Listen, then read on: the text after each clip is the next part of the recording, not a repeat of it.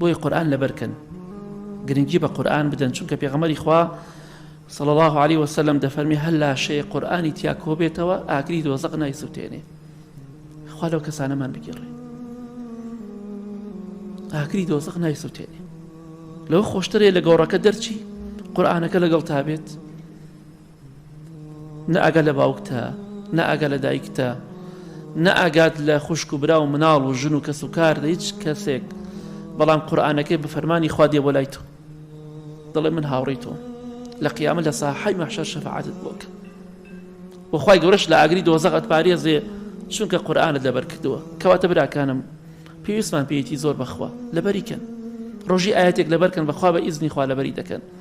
بەخوا ئەو ڕۆژێک کە بە ڕوت و قوتی لە گۆڕەکەت دەرچووی بەخوا دڵخۆش دەبیت زۆریش دڵخۆش دەبی الحەمدولله کە ئێستا من زیندوو بوومە و قورآن لەگەڵمدایە ئەو قورآنەی کە لە دنیا خۆتمان دووکرد خوێندت بۆیە لە بیرتان نەچێ گرنگی پێ بدەن ئیهمالی مەکەن خۆتان بپارێزن لە گوناه و تاوان بۆی بە ئیزنی خوا بتوان وەکو خواناسان قورآن لەبەرکەن وەکو خواناسان گرنگی بە قورآن بدەن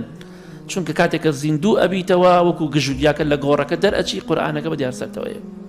چاوەڕێی تۆیەتی والله وەشی قورآن لەگەڵی دابێ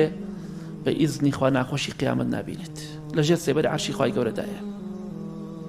بۆیە گرنگی بە قورآن بدەن ئینشاءڵڵا ئیهمالی مەکەن